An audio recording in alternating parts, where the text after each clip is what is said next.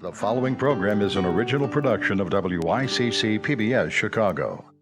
This week on In the Loop, Grand Bargain. Is Governor Rauner finally ready to deal? The governor opens the door to higher income taxes if Democrats do more to help Illinois businesses. First and foremost, the final result must be a good deal for taxpayers and job creators. A grand bargain that fully, truly balances the budget once and for all and really moves the needle when it comes to job creation. Children caught in the crossfire again. Will the latest shootings of Chicago kids push President Trump to send in the feds? And Chicago's shuttered schools. 4 years after the city closed 50 schools, why are most of them still vacant? CPS has probably been spending more money to maintain these closed schools than they actually were spending while they were open. Plus, the Axe Files. Would-be lumberjacks take aim and blow off steam in Chicago's newest sporting craze. Count you down, 3, lean forward, 2, ring back, 1. We'll have these stories and much more tonight on In the Loop.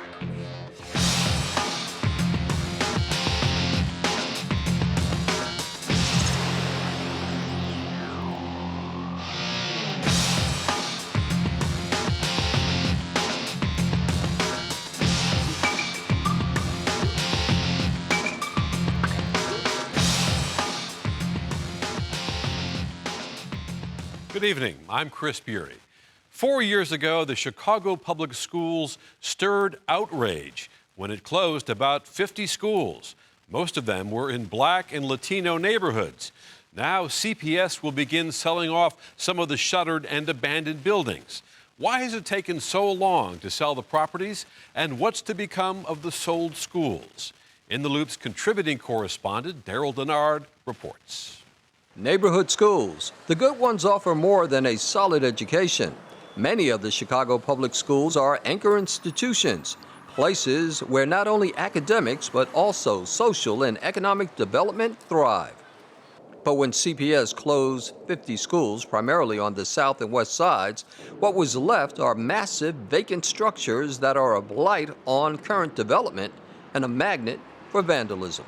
I grew up over here all my life. Marquis Savory is a former student of Emmett Elementary School. I played in this field house right here. All the teachers, they helped us out. You know, they was like family to us. Every time I walk past this place, I wish school was still here, but I'm hearing that they trying to auction it off, sell it. In fact, CPS is selling Emmett Elementary and dozens of other properties as part of the controversial school closings of 2013, when dozens of schools were shuttered. Kaylin Belcher of the Chicago Reporter has written extensively on the sale of the closed schools. It's been almost 4 years since we shuttered 50 schools, and the majority of them were never put up for sale. And the aldermen that were tasked with doing community engagement around what people wanted to see in the buildings, a lot of them just never held those meetings. And so communities never really got to say what they wanted to see in those closed schools.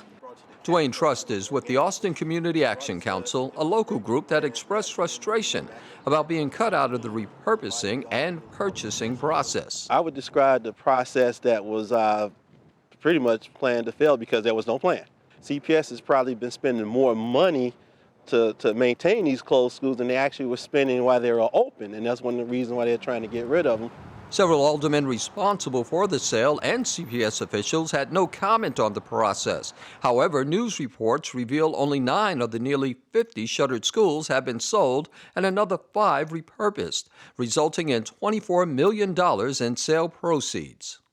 Former mayoral candidate and Westside community organizer AMARA ENYIA sees the vacant schools as an opportunity to revitalize the community. Key Elementary was part of a larger economic development plan called the Austin Arts and Culture Campus. So the vision behind this plan was to create a significant economic driver on the west side of Chicago that would revitalize the economy, not only of the west side, but also the adjoining western suburban communities. ENYIA and the Austin Chamber of Commerce have submitted a bid to repurpose the property into a multi-use facility. It's a campus that encompasses 4 different buildings, leveraging our position right off the Central and Lake Green Line stop. And the key building was a centerpiece of that plan. It was going to serve as an incubator for food-based businesses. We were going to house a culinary arts programming and workforce development programming out of that building. ENYIA's plan for community involvement and repurposing the schools mirrors CPS's initial plan for community input on the vacant properties. It's a plan that was successfully adopted in Kansas City, according to Belcher's research. So I looked at a lot of other school districts to see what their practices were and compared how CPS measured up. And in my research, and a lot of other experts say that Kansas City Public Schools probably had the best model out there. They held lots of community meetings for every single school, so every single community around a school got to weigh in and say, this is what I want to see. They also got to tour the schools, they got to see what conditions they were in, which experts say is really important because it helps communities come to terms with the fact that maybe that building isn't in the best shape for all the uses they want. Longtime Woodlawn community activist and developer Dr. Leon FINNEY says a major contributor to the closings and sales is black flight from Chicago. You can't look at the opening and or the closing of schools in isolation. Look at it in the sense of on the west side and on the south side of the city of Chicago, 235,000 families left the city of Chicago moving elsewhere. When it comes to the selling prices that CPS receive for these shuttered schools, the adage, location is everything, comes into play. Take, for instance, that many of the schools on the south and west sides have difficulty even being sold, and when they are sold, they go at bargain basement prices, like the $100,000 that CPS received for the selling of Marconi Elementary in Garfield Park. While here in Andersonville, it's a different story, as Trumbull School behind me sold for $5.3 million. While the schools have been closed for nearly 4 years, many question why rush to sell now. Potential school purchasers have until March 13th, just 1 month from now, to submit bids. CPS will negotiate with the top 2 bidders and consult with the local aldermen before making final decisions on each sale. It's important to note that privately operated charter schools are not allowed to take over a closed building.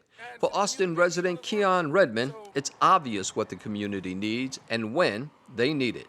They need to do something for these youth out here, instead of just having another hospital, another daycare. They need to put their money to something else. Stop using our taxpayers' money for irrelevant stuff.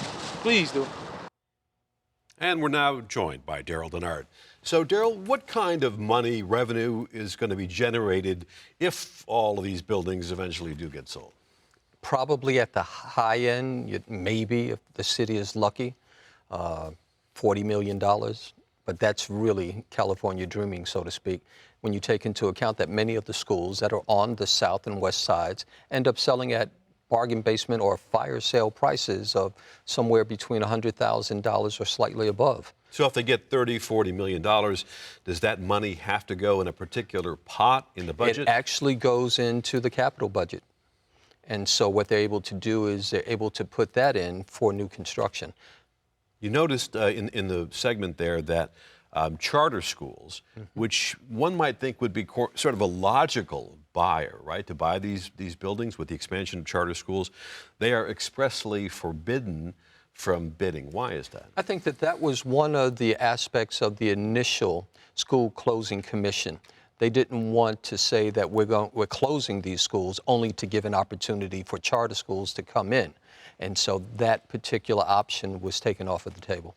We've seen in some places, some cities, you mentioned Kansas City, these repurposings have worked. What are some examples of the kinds of buildings that do seem to pay off? It's those buildings primarily that are at least several stories high, because what they do is that they afford the opportunity for the facilities to be turned into multi-use areas, whether it's apartments, whether it's technology centers. The fact that they have several stories to them as opposed to just a one-story development allows them to be retrofitted into uses that will benefit the community. And what can Chicago learn from Kansas City here? The main thing that Chicago can learn from Kansas City is that if it's going to stick to a plan of having community input, to stay with that particular plan. And then, once again, invest in those organizations that are trying to come up with those plans. All right, Darrell Lennard, thank you very much. This week, Governor Rauner signaled his willingness to make a deal with Democratic legislators in his 2017 budget address. I have said many times that I will consider new revenue increases, if we stand together to make the job-creating changes that we need. But structural changes to spending are absolutely essential to balance the budget and keep it balanced. And joining us now, our Chicago Tribune investigative reporter, Ray Long, Amisha Patel, Executive Director for Grassroots Collaborative, and Charlie Stone, host for MorningCommute.tv. Hello and welcome, everyone. Thank you for having us. So, Ray, let me begin with you. Do you see a glimmer of compromise in Governor Rauner's address, or is this same old, same old? Well, I think there's a glimmer. I think because anybody has a glimmer of hope that something will get done. He did set some parameters. He did say, okay, I don't want a higher tax on food and drugs. I don't want to tax retirement. Those things would have to be off the table in anything coming to my desk, or it would be shot down or vetoed. He did say that there are some other things that he wants to do. He wants to put more money in education and a lot more into early childhood education. But how and why he's left it at that level of detail is baffling, because he's got $4.6 or $7 billion hole there that he just puts in the budget as grand bargain, which he's clearly relying on the Senate Republican leader Christine Radonio and Senate President John Kellerton, the Republican and Democrat, who are trying to forge something. He's trying to get them some hope or direction. And well, Amisha, you were down there, right? That's right. How did the Democrats react? Well, there was definitely a lot of laughing that we heard. I mean, we definitely, I think of this as the governor's third non-budget address, because again, for the third time, he has failed to put out a balanced budget, like Ray just mentioned. There isn't a real clear spending plan or a revenue plan in place, and that means that we don't have a budget plan still coming from the governor. And I think when we talk about cuts and the potential of cuts on the table, we have to really understand that there's nothing left to cut in terms of Illinois spending. We are actually the 15th wealthiest state in the country, but we are 47th in spending on education, healthcare, and human services. We are at the bottom. So cutting our way out of this is not a solution. We actually have to find the revenue that we need to rebuild our state. Although, to be fair, Charlie, didn't Governor Rauner indicate that he understood it was going to have to be some combination of tax increases and cuts, sort of a Reagan-esque kind of approach? I mean, I watched the address in amazement at the lack of energy, not because Rauner was compromising, but where was the Rauner who ran? I mean, here's a CEO who expected that he would clean up this mess. With all due respect, I mean, we have a credit rating close to Botswana, and that might be an insult to Botswana. You have people leaving the state. You have a very high tax burden. You have 20 years ago, 2% or 3% went to pension funding. Now it's 25%. The iceberg has hit the boat, and where is the energy? And plus, you got a crime problem that is epidemic in Chicago, and yet it was like a principal addressing a school assembly. He just wasn't there. And if he wants to run for re-election, if he wants a chance for running for re-election, we need leadership in this state to address those problems. And fine, if it's tax increases, great. But it felt as though he was vacant. Well, he did say that he was open to an income tax increase, and the plan in the Senate now calls for just under 5%, but only, he said, if there's a freeze across the state on property taxes. So how realistic is that? It's not very realistic, because so many local governments need extra money themselves. So they're fighting the same kind of budget battles that the state is, and he wants to bring in more money, but he wants them to spend less. Now, it sounds good to a taxpayer, clearly, and that is kind of the catchphrase that he wants them to remember. We're going to freeze your property taxes. But in reality, that is really a tough sell because people need it in the cities. And it funds local schools. Right? Yeah. I mean, I think that's the biggest problem here. You freeze property taxes. We have a system set up in Illinois that doesn't make sense, but the system is that we get school funding comes from property taxes. So what's the plan then? And do we think that there's actually a reasonable plan to change that school funding system under this administration and with this dynamic in Springfield? I think that's really difficult to see. And putting that burden back on municipalities, on villages and cities makes no sense. When they already have less money coming in the first place, we have to actually look at, again, when we talk about tax burden in the state, it's high for the lowest income people, but for the wealthiest people in the state, this is a great state to live in. It is one of the lowest effective tax rates for the wealthiest people in Illinois. And that, again, is why we don't have that revenue coming in to fund our communities, our neighborhoods, healthcare, education, human services, critical things that our communities need. What would you propose as a tax rate? Almost every state surrounding Illinois has a progressive income tax. It is not a radical idea. It's actually what we do at a federal level, and doing that at the state level to generate the resources that we need in our neighborhoods from those who can most afford to pay their fair share is absolutely what makes sense. So if the taxpayers were given that opportunity, why would they go for that when you have a state for the last 30, 40 years which has completely mismanaged its funds? Well, look at the governor's election of 2014. More people voted to pass the non-binding referendum on a millionaire's tax than they voted for the governor. There is support across the state for people want those who have the money and resources to pay their fair share. That was a vote that you can look at the numbers. People want it. Well, the Governor Rauner made it clear that he wasn't going to tax his way out of this problem, that there's going to have to be some kind of a tax increase and a service cut, right? Yeah, there's just no guts to lay down what we really need to do. There's no straight up game plan being proposed here out of the governor's office, and that's what you're used to seeing under governors who have stood up in the past. Now, we've seen also back, I can remember Jim Thompson in '87 came out with a sales tax increase and an income tax increase, and he just got hammered, just repeatedly. And hanging all over this is an election coming up in 2018. And now we know we have some other candidates jumping in. We've got Chris Kennedy, who's the son of RFK, the late RFK. We may have Jay Pritzker also running. Is 2018 shaping up to be sort of the year of the gazillionaires here in Illinois? Billionaires, for sure. Actually, I don't think so. I think that those early entries are impressive because of the money that they bring. But you are seeing a movement of, especially with the way people can communicate to voters, that independents, third party, this might be an opportunity where you've seen in other states where people who are unexpected may run and do well. I don't know what Rauner's plan for re-election is. He put $50 million into his account, so I assume he's up. That says a lot. That says, I'm here, but I don't understand what the message is. And just to bring back another point, we cannot improve Illinois without dealing with the pension crisis. Yeah. Now, you can increase taxes, great. That might be something. But you also have people leaving the state at massive numbers. What do Kennedy and Pritzker bring to the table? They bring a lot of money, and they bring name recognition. But I think what they fail to bring is a real agenda, that people want to see what a plan forward is in this moment. Again, similar to the governor, we can't just be against what the governor says. We have to put out plans for what we actually think are alternatives, and that's what my organization has worked to do, and that's what we expect candidates to do as well. And I think we haven't seen the most interesting candidates emerge yet, and I think there is still room for that to happen.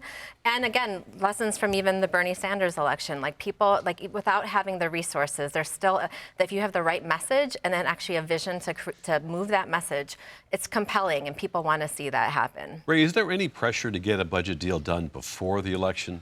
Well, considering the reaction to Rauner's speech here. I think that given so many things are ruled by court order, that we've just continued to pay bills because of contracts and court orders. Now, we have the Lisa Madigan effort to try to stop the payments to payroll, and that could be a pressure point if they stop paying the workers of the state of Illinois.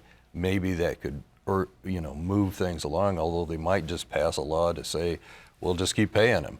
But the problem is, nobody is really moving off the dime while the deficit goes up $12 billion. We haven't seen big demonstrations, right? There have been little ones around the state, Amisha, but nothing, where are the folks with the pitchforks on this? I mean, I think there's a new norm of hopelessness and discouragement, right? It has been years of dysfunction, and people, don't see that there's power to shift that. And at the same time, I think that there's glimmers of hope. I think the Women's March is something that shows that, and there were marches actually across the state in very small communities of people coming together to organize. Of course, that's about the presidential election, but it also shows that there is energy. People are trying to more people are coming out today than they have ever before, looking for a place to join in and be part of a movement. Charlie, you mentioned something. The governor did talk about the crime in Chicago, and part of his plan is to get more state police. Let's listen to what Governor Rauner has to say on this. Our budget prioritizes public safety and proposes funding for 2 Illinois State Police cadet classes, adding new troopers to our law enforcement ranks. Those officers will allow us to send more patrols to the Chicago area, to the expressways, to counter the violence that has spilled over onto the highways there. So Governor Rauner is talking about more state police, President Trump sending in the feds. Charlie, do you think it's at the point where that's needed? Absolutely. 799 gun deaths in Chicago. A person is shot every 2 hours in Chicago. A person is murdered every 10 hours in Chicago. This is an epidemic, people. This is a genocide that's happening under our umbrella of Chicago. We need to take and it's proven, right? I mean, the crime drop in the 90s was due to increased police presence. The other thing we can look at is also a lot of these shootings that are occurring in Chicago are done by people who have shot before. So we need to take them off the streets. So tougher gun laws for repeat felons, whatever it might be. But this is something that is just why we are not having pitchforks around this issue. Just amazes me. And should we have the federalized National Guard in here patrolling, which is what President Trump seems to be suggesting? Absolutely not. I think we do not need a military state in our city. Our communities are under siege because there isn't the investments coming into our neighborhoods and communities. There are not jobs. The governor has slashed violence prevention programming. He's slashed after-school programming. The mayor has closed 50 schools in these same neighborhoods, which you just talked about in your earlier segment. Mental health clinics closing. I think we are seeing a very serious set of disinvestment in our neighborhoods and communities. And unless we decide to do something different and fund and prioritize those neighborhoods and the community and the resources that they need, we are going to continue to see the violence happening in our city. Totally agree with you. The governor is not the cause of the violence, but we need to stop the violence tomorrow. Something needs to be done tomorrow. And putting an armed military guard on the neighborhood streets where you don't live and I don't live is not what makes sense. Yeah, I think one of the problems with the National Guard, one, actually is symbolic, obviously. If Chicago is under siege with military presence, that's not good for Chicago's image overall, which is already bad. But also, you put in people from the National Guard, you don't have people who are trained like police. So that's one of the things that you're going to face. That's what you're going to be up against. I think those are all fair, but we need an increased police presence. And whether it's state police, whether it's CPD, whatever it is, it needs to end. And totally agree with investment, absolutely, but it's an epidemic and needs to just end.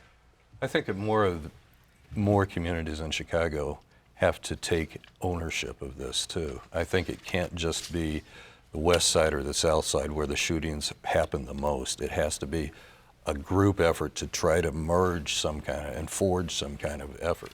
Finally tonight, I'd like to give a shout out to a Chicago artist, Chance the Rapper, who picked up 3 Grammys this week at the Grammy Awards. But he's not just an artist.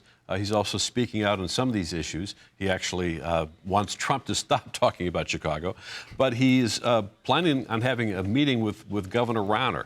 So what can an artist such as Chance the Rapper, what can he say to someone like the governor that can make a difference, Charlie? Well, he's not just a rapper. He's a resident of the state of Illinois. He's someone who can be heard and someone who has a vision about solutions, and maybe he has some solutions around the budget too. I don't know, but clearly, he's a voice, very respected, and why not meet with him? I don't know if it's scheduled or not, but I'm sure it will happen. I think it's great for someone who has his status and his following to ask for this meeting with the governor, given the crisis that is happening in the state and the city. Chance cares a lot about violence, actually, and I think he would say if there was $15 million to spend in a neighborhood, should it be spent on after-school programs or police? I think he'd very clearly say it should go be spent on after-school programs, and that voice to the governor is an incredible, important voice to have in this moment. Ray, we have a few seconds left. Last word, what should Chance say to the governor? Save this place, save Chicago. Let's get it done now, and I think he can give some real clear interpretations of what it's like on the street. All right, thanks to our guests, Ray Long, Amisha Patel, and Charlie Stone. Looking to add a little excitement to your life? We may have just the answer. An ancient sport makes a comeback here in Chicago, and its promoters hope to hit the bullseye.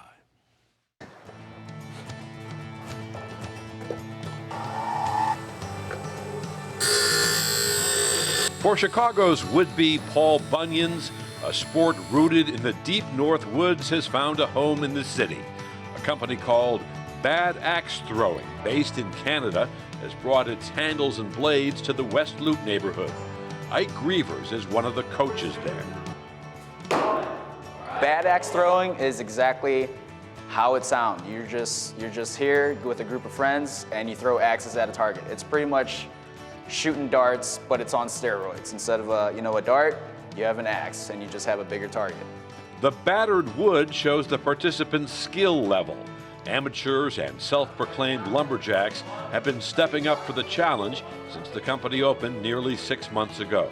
It's just a great stress reliever. A lot of people have been having fun throwing axes. Hesitant, but after that first throw, they start warming up and they start getting really into it. It gets really competitive.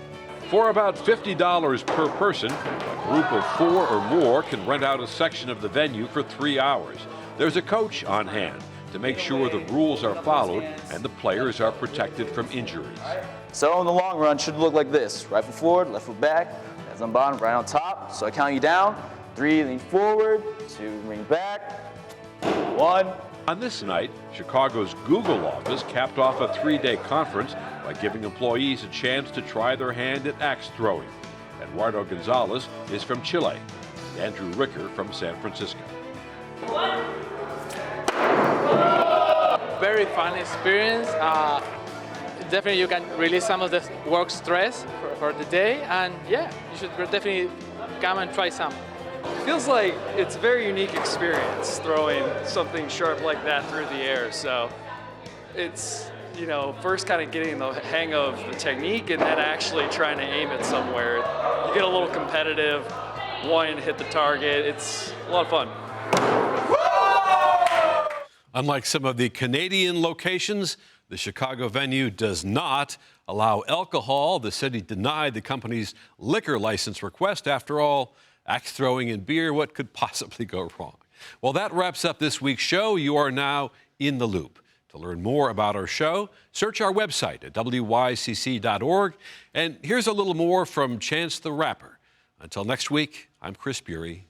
Good night. Magnify, magnify, lift it on high. Spit a Spotify to qualify a spot on your side. I cannot modify, ratify. Mama made me apple pies, lullabies, and alibis. The book don't end with Malachi. Devil will win employee of the month by the dozen.